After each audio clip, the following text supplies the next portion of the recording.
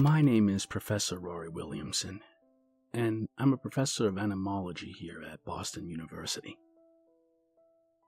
Already I can hear the collective cry of, what the hell is entomology, so I'll just take a moment to explain.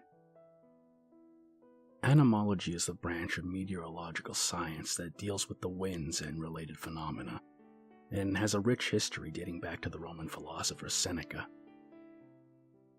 In 2019, thanks to the astronomical surge of interest in climate change, our department received a huge bump in funding, which presented me with a once-in-a-lifetime opportunity.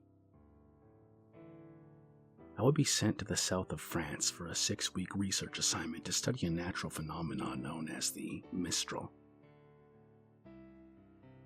The Mistral is a strong northwesterly wind that blows from southern France to the northern Mediterranean. It's the most common in winter and spring, and strongest in the transition between the two seasons. It's been known to produce winds exceeding 41 miles per hour, but that have been known to reach as high a speed as 115 miles per hour. The name Mistral comes from the Languedoc dialect of the Occitan and means masterly, an allusion to how powerful the winds can be. I flew out from Boston Logan to the southern French city of Nice, all before driving out to a place called Salon de Provence. It was honestly one of the most beautiful places I'd ever seen in my life, looking more like an Italian provincial town than anything French. That wasn't the only stereotype that was shattered for me either. I'd heard a lot of my compatriots speak of how rude the French could be, but my interactions with the locals proved that to be false.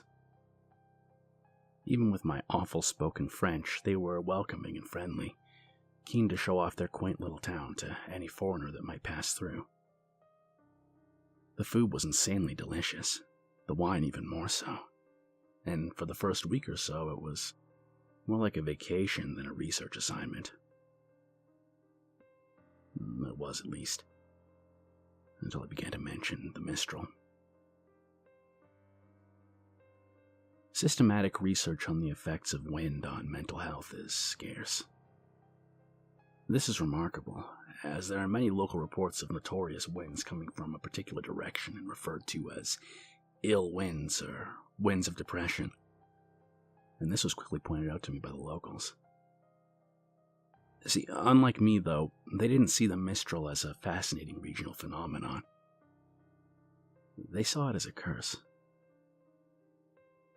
The owner of a local brasserie pointed out that the suicide rate in the region actually went up during the Mistral, but it was only when the Mistral actually hit that I truly understood. It was nightmarish.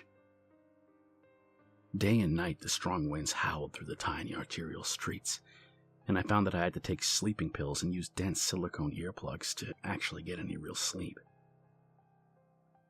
And then, one afternoon, when the winds had somewhat died down to give us just the briefest of respite, I found myself resting at an open window, exhausted, smoking a cigarette and enjoying the relative peace and quiet. Opposite the apartment I was staying in, a shuttered window opened. I laid eyes on a middle-aged woman who looked just as drained as I felt. Her face showed no expression. Her eyes barely showed any signs of life. I raised a hand to give her a weak greeting, and I noticed she began to climb up the window ledge. Confused, I studied her movements for a moment or two, until I saw the rope around her neck. I screamed, I shouted, coughing on a lungful of tobacco smoke. I begged her to stop, but she didn't listen. She jumped, the rope extending until it suddenly grew taut, and I heard the snap of her neck. After that, the winds got worse. The Mistral had begun in earnest. It wasn't so much the howling winds. The earplugs blocked that sound out. It was the shutters on my windows. The winds caused them to bang relentlessly during the night, and each crack and snap of the wood against brick woke me with a start. every single time. Have you ever been truly sleep deprived? I mean, so fatigued that you feel physically sick? Some of you may know what I mean, and it feels absolutely horrendous. I honestly wouldn't wish it on my worst enemy. It was around that time that I began to hear whispers on the wind. Look, I'm a scientist. I don't believe in the supernatural, never have, never will. It had to be my mind deteriorating as a result of the sleep deprivation. But I swear on more than one occasion, I heard a voice among the winds. It was so faint I could barely make it out, but it was enough to make my ears prick up. It was terrifying. I'm reliant on my mental well-being for my living. Without my ability to think rationally and logically, I would actually be out of a job.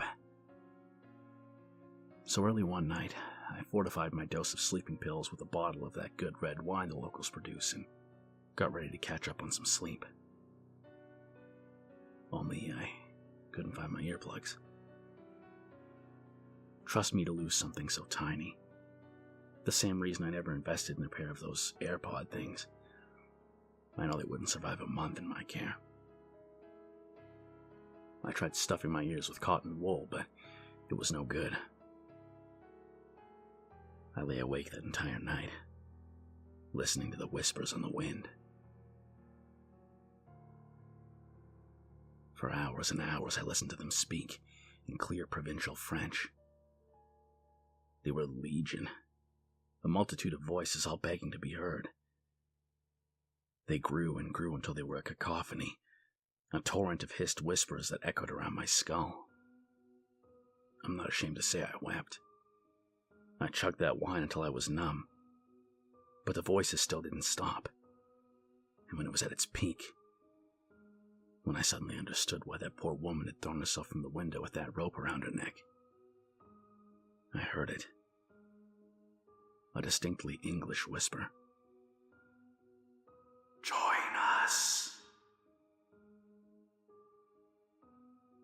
I left Salon the next morning and took a return flight to Boston the following day. I had no paper to turn in, no research to analyze. I had wasted thousands of dollars in university funding and almost lost my job because of it. Only when I cited my own mental health issues did they drop the disciplinary measures and allow me a month-long sabbatical. But I regret nothing.